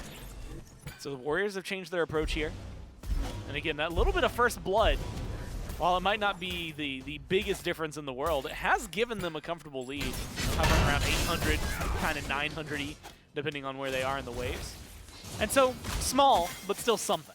Yeah, and I'm thinking the Oni Warriors have not got a composition that can go for the same style of play that we had seen previously, where it's, hey, we're just going to run down gold for superior secure, so there's not really much the Bolts can do about it. Sure, the Oni Warriors got similar levels of burn on objective, but it's going to take the presence of both Dardez and Vote at either one of those, with NeilMah really going to make it a lot faster with the Coerce, but not the same level of confirmation on objective, so the Olympus Bolts should have an easier time working their way forward. That's not to say that the Olympus Bolts have got exactly the greatest secure either. I think the best they could hope for is backflip plus Spirit Arrow combo and just hope that the explosion is well timed. Maybe a stinger from Dardez. So neither one of these teams, I think, at any portion in this match, is going to be willing to leave any of these objectives to coin toss. It's going to be all about the fight leading up to it. And if that's the case, who are the strongest portions of the fight for each one of these compositions? For the Olympus Bolts, I'd argue it's probably just going to be BaRRaCCuDDa in the late game. Yeah. So I would like to see QvoFred make a couple more rotations over towards the duo lane. Didn't really see too much presence from him in the duo in game 1. But when there's a Freya on one side of the map, gotta make sure he's not free farming. And for the Oni Warriors, I mean, the devs broke it down. Let's deal with Dardez early. And a mobile hunter with a global ultimate presence from Ven. Sure, it's mid to mid, but still, it's an unmissable ultimate so long as no one's blocking it. Yeah, you should be able to find that. And if you shoot it fast enough, you're going to burn the beads. If not, LASBRA can burn them, and then you can go ahead and grab it with the World Beaver, right? So you're set. What'd you say? The beads. That's good. That is, you know what? That's good work, Mifflin. I appreciate that. Thank you. It's the beads. Let's hope he gets a really, really good, like, beads moment, I guess, in this, or else that's going to just fall flat. Or I get to use it. Yeah. Either or. I'll take either. It can be good or bad. It just depends. That maybe is where they could put some pressure. LASBRA, level 5 now, has the powwow. And so that's where maybe you want to start seeing some of this. A greater Scorpion invade from the Bolts? No? Yeah, they're going to start it up. NeilMah nearby is not going to be able to find the damage for that one. So the Bolts being a little more proactive on the map this time around as well. Yeah, and this is exactly what I like to see from the Olympus Bolts. Game 1, I had gone into chat and begged for some analysis because I was struggling. I think I was too close to the match having cast it. And one incredibly intelligent chatter had said, this is something that has happened to the Bolts a whole lot in the past, all the way since their Renegades day. Game 1, a great example of it, where occasionally they like to play that counterpunch style, and the counterpunch opportunity never really lines up. I'd argue that's what happened to the Olympus Bolts in Game 1. The match just happens to them.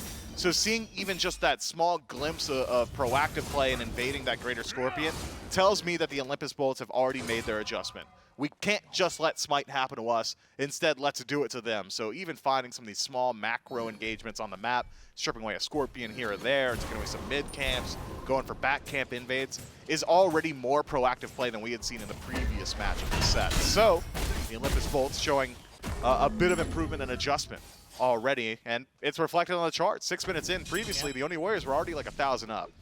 It feels already great, and even earlier, they were up to the 800, 900 mark. Bringing that in, and kind of reining it down for the Bolts has been solid. Neil is waiting in pass. Haddix, as well as LASBRA, maybe looking for a fight. Haddix is going to be isolated here. LASBRA has gotten out. Is it going to be enough to kill off a King Arthur? No, just to secure a blue buff. It's good enough for the Warriors. As the rest of the Bolts disengage from what could have been a kind of potentially dangerous position for them. And now Mifflin, after an explosive start, granted it's only 7 minutes in, they have slowed down though, right? I mean, expecting level 5, specifically from the Daji, maybe to have some presence on the map, especially as we mentioned with Dardez being immobile. Could have been something big. They might find something off it still. Dardez thrown back, rooted by Vin. The bead's actually used early by Dardez. So that's an opening for the Bolts to maybe take advantage of. It is. Another pickup from Awesome Jake, slamming with the Spirit Arrow, or even a Powwow from LASBRA, which is much easier to line up than a whole lot of the other hard CC on this composition for the Bolts. Could really spell the difference for the mid laner of the Oni Warriors. Keeping my eyes on this Daji. Powwow gotta find some value, and for the next 2 minutes, I mean, I think your value's already been made. Just gotta connect it now and make sure that someone's nearby to help you follow up the kill onto Dardez. We'll see if they can even show pressure over there. They are showing a little bit of pressure, and like you said, more than what we got to see in game number 1. More mid-camps going their way, more neutral objectives going their way. They finally get themselves, admittedly small, but a trebuchet. Maybe open up that conversation. Late game still seems to be a good target for them. LASBRA, Vin, BaRRA, all going to do a lot of damage. BaRRA, specifically, a lot of damage the longer this goes on. It seems like he's doing it now. He's trying to. A couple of autos there, really good shots. Able to balance things out. Purple buff invade from the Bolts. Seems to be the call. There's a group up, 4-on-4 from both sides. LASBRA, again, Powwow at the ready.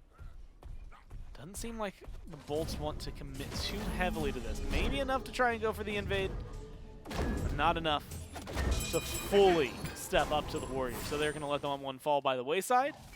Nothing crazy happens in left. Still keeping my eyes on LASBRA. Powwow still available. Blink up for the Daji 2, and 50 seconds left, 40 rather, for Dardez's beads. But just no willingness from the Bolts jungler to get active in mid. I mean, it is difficult to want to take your fight in mid. That's not why you pick the Neith. You pick Neith for her presence in side lanes. Maybe you want to rotate over and try and shut down Jing. Good luck. She's been lauded as one of the safest hunters in the game for good reason. Able to knock or dash out of knockup, CC immune ultimate, plus beads still available. But even though the draft might not be built for it, you just got to look at these opportunities like they're still good.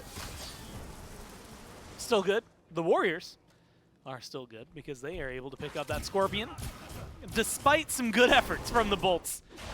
And still efforts from the Bolts. Haddix specifically just trying to play aggressively. Again, kind of surprising, watching the timer, beads back up for Dardez. So opportunities in mid have dwindled and disappeared. Like you said, left side, Boat's got CC immunity in kit and beads and is one of the safest hunters in the game, if not just straight up the safest. I give that to Heimdall. To Heimdall. Yeah, it's gotta be, right? Knock up immunity, plus global teleport, plus an CC ult that immune literally dash. just says, get out of here. Yeah, it is so hard. Plus extra vision when he tosses out that first ability. Okay. I'll give it that. Yeah, you're right. Second most safe I'm hunter with in the you. game. Or Hajima. I haven't decided. Or we're going to have to do that. Maybe that's a tier list one day to go over. Safest the next time we hunters. have hunters in is just like, tell us who's the safest in your eyes. And they're going to say something wild. So I can like make sure I know what to give my bottom elo ranked hunter, you know? Yeah. What do you need? Here, play this. I promise. Trust me, you'll do fine. Then they still go 0-10, Mifflin. No one knows. It's a mystery. Just like this is a mystery. 100 gold separating these. Not even a full 100.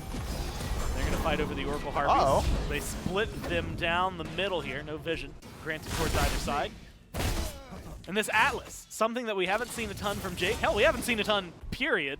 Gamma played it earlier today. Looked pretty solid on it. But those pulls from Jake so far, the ones that have connected, definitely feel devastating. Yeah, in these team fights, I think, going to be very hard to deal with for the Oni Warriors. Just a whole lot of dive potential. Nika, if he's not on the horse, QvoFred has to get in melee range. So, could be easy lineups for Jake in the actual engagement. And we've already seen Jake show a whole lot of presence on that left side of the map. So I think that might be an indicator for where the mentality is going into some of these engagements. Protect BaRRaCCuDDa. Yep.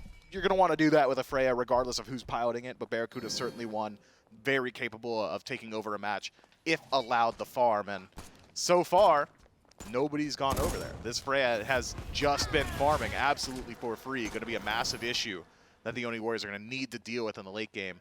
That's not to say that Jingwei isn't also scaling and also farming for free. She is, but when you're evaluating which one of the two is benefiting from it more, it's gotta be the Freya, right? Yeah. I mean, her scaling come late is just absolutely ridiculous.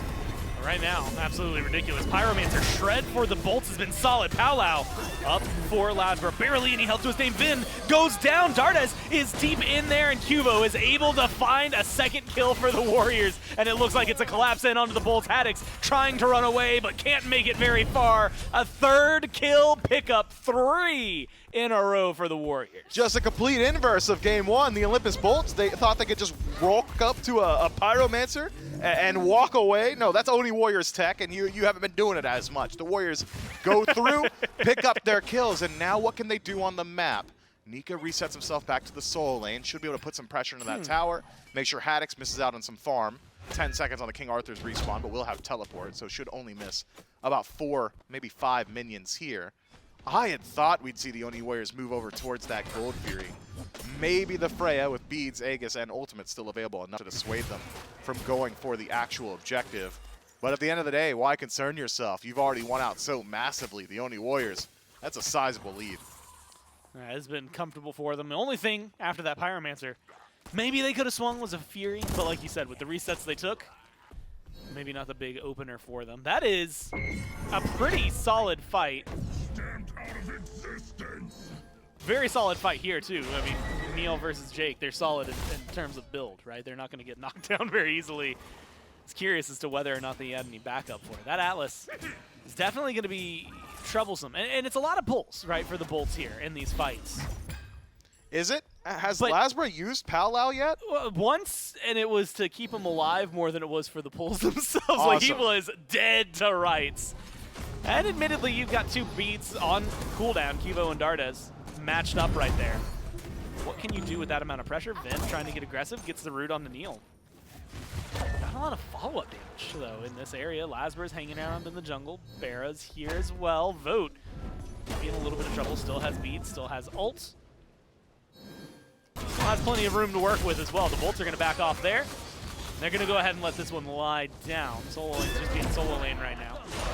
Nika drops his ult, but nothing crazy happening. I mean, at this rate, I won't be surprised if the Pyromancer comes back, and that's the next objective we're fighting over. No, it's in the jungle. Dardez is getting pulled back into the Palau. The shot is better, though. LASBRA goes down again. 0-3-1 for the Bolts jungler. Man, QvoFred popping off in the cams there as well. Says, hey, if you're going to step to my mid laner, you best come correct. And with a poison-tipped dagger, Dardez able to walk himself out of there.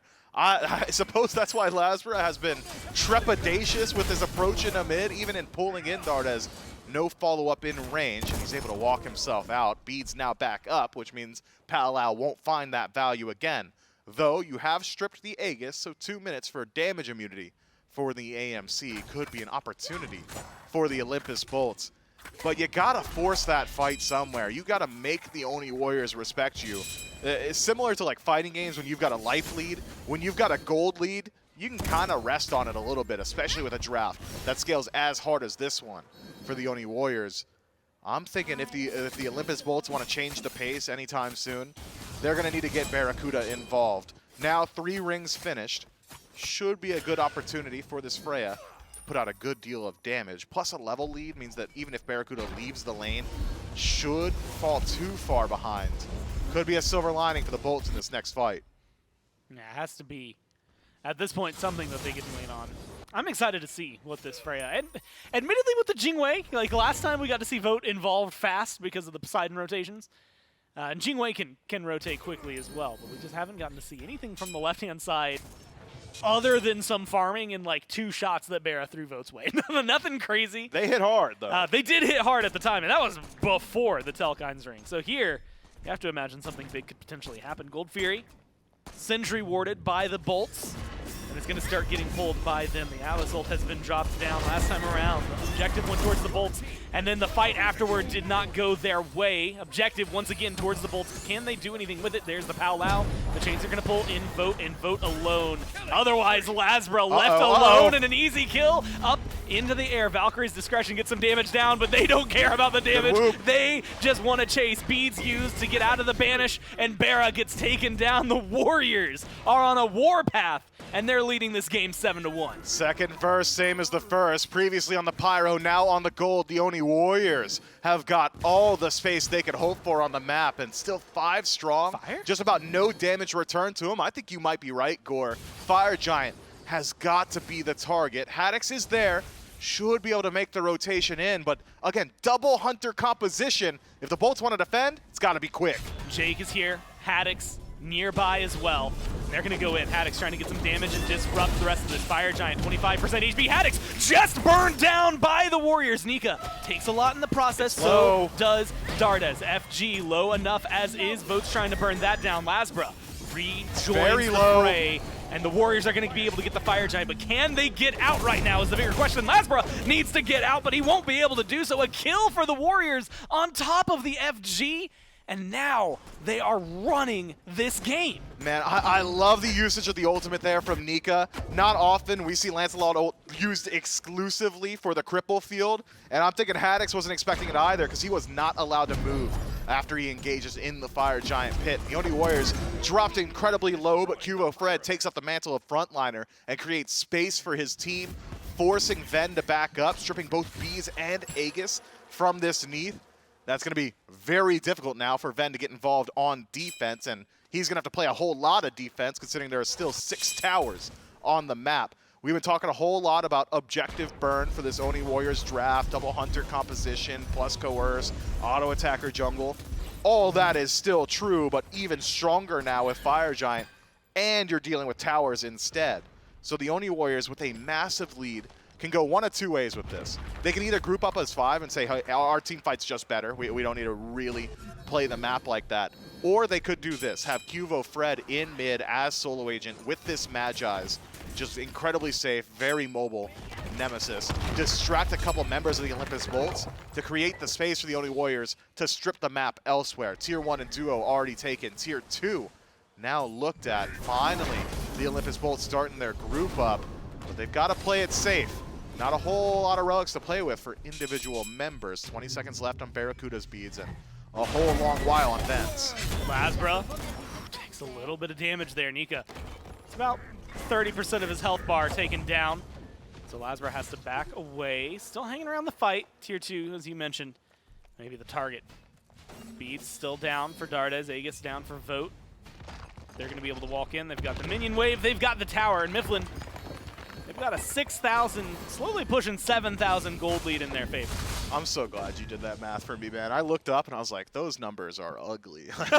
I wasn't going to figure that one out. The 7s and the 3s, yeah. I was done there. That gold lead, though, likely won't be true in a couple of moments now. The Oni Warriors approaching yet another Tier 2 tower. Olympus Bolts slow on the uptake, just trying to create the barest amount of space. And the space is just not being made. No, Vin forced to fall back. Get out. What a pull from Jake, but does it matter? Dardez takes a lot of damage, and BaRRA is able to get in there and finally get a kill for himself, but it costs them Jake, and it might cost them LASBRA. The Powwow is up, and Vote not able to get away with his ult. Taken down, 2 deaths on the side of the Warriors. Traded out for Jake. 2-for-1 trade. Finally, the Olympus Bolts able to get their presence known in these fights. Haddix involved. BaRRaCCuDDa able to return some fire.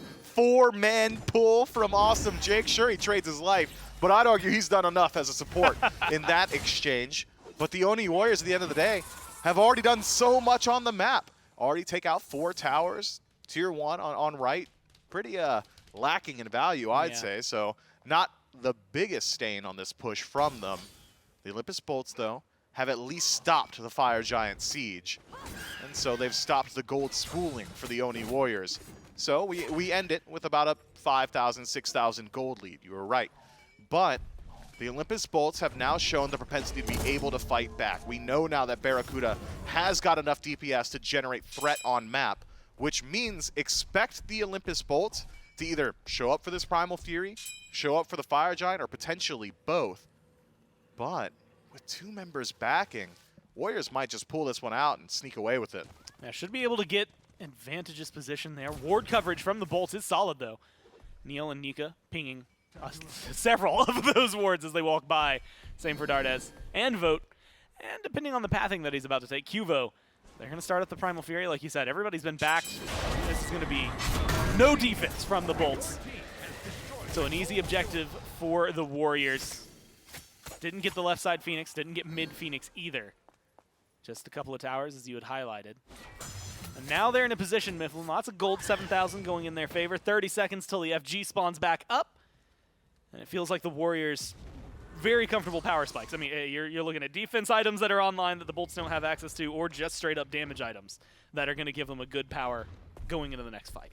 Keep your eyes on the Oni Warriors. I think the onus still belongs to them on dealing with BaRRaCCuDDa in that back line. QvoFred's got okay matchup with Magi's now, doesn't need to concern himself with the banish so much, so a blink forward, just stick to BaRRaCCuDDa, use that shield to deal with the DPS, and maybe you've done enough to create the space for your team. Otherwise, Jake's looking pretty easy. Yeah, locked down, almost isolated. There's going to be the ult onto Nika. The World Weaver does not stun him out, though. LASBRA ulted by Qvo. And no follow-up, no potential for the chase down there. The Bolts have to fall back 2 ults for 2 ults. So the Warriors still with the lead. Now they have power positioning in the FG pit. Yeah, not sure I love that ultimate usage from Qvo there. Felt like he just wanted the Olympus Bolts to stop, and that was the only way he could apply damage from a safe range. But in using it on LASBRA, now the front line of the Olympus Bolts is going to be much, much more tanky. That Nemesis ultimate really was the answer to Haddix. Oh, there's a King Arthur in the middle of 4 of us, and he's absorbing all our damage. Let me get rid of that defense. Yeah. Not exactly going to be available halfway back for that Nemesis ultimate.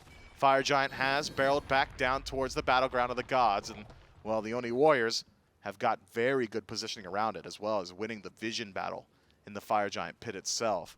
A couple members head back to base. I don't think the Olympus Bolts have realized it just yet. Did not have any wards on those backs, so instead, the Oni Warriors have just scared the Olympus Bolts into not stepping up to the Fire Giant. Warriors reset, spend up some of this gold.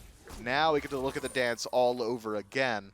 Resources renewed. Difference is Nika not going to have that teleport, not going to have those beads. On the other end, the Olympus Bolts, really just that meditation lacking for Awesome Jake. But good eyes Doug, Trebuchet could spell issues for the Olympus Bolts. Interestingly, there's a Trebuchet waiting for the Bolts over there as well.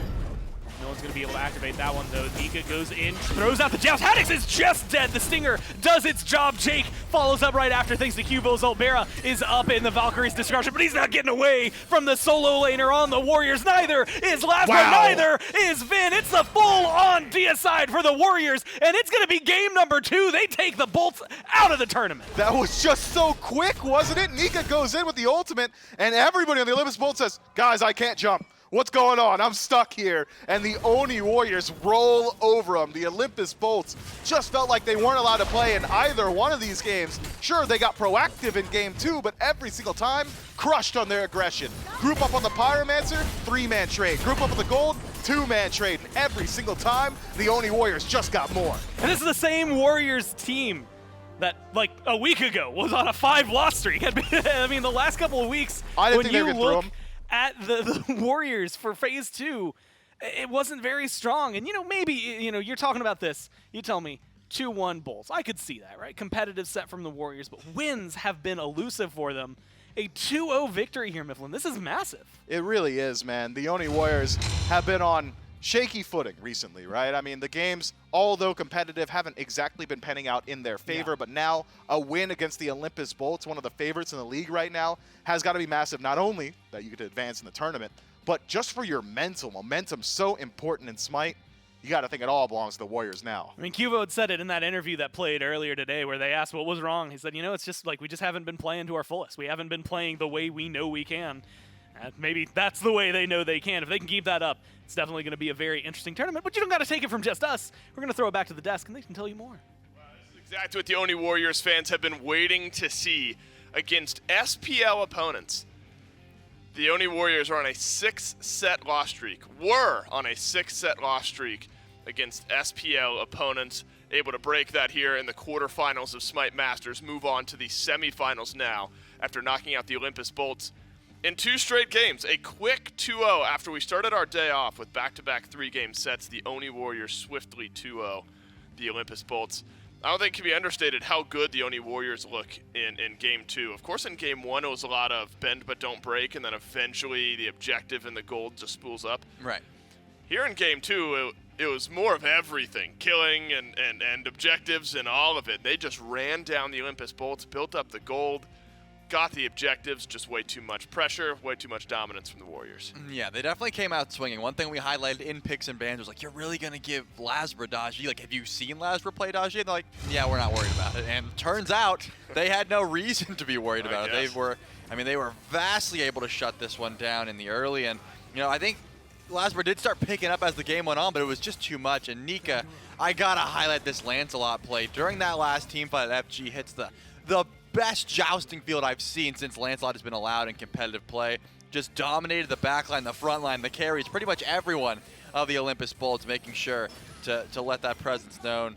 LASBRA getting a clean pick on a Dardez, but double relics in the team fight alone was able to save that one. I believe it was right here. No, that was the next one. The next jousting field that Nika got just shut down that fight entirely, and it seemed like the Bolts just were not able to deal with it. And you got to give credit where credit is due. The man popped off. Absolutely, and this gives such a confidence boost to this team now moving forward. This one, yeah. God, that is just big. And look, you and I could hear it, Trelly, walking down the hallway as the game was ending just now, like audible yells and cheers from the Oni Warriors player booth. I mean, this is a team that plays with such passion. You know that this set meant a lot to them. God, and it's against the pick that we spend so much time building up. I'm trying to pull up. The Gore stat sheets are an enigma.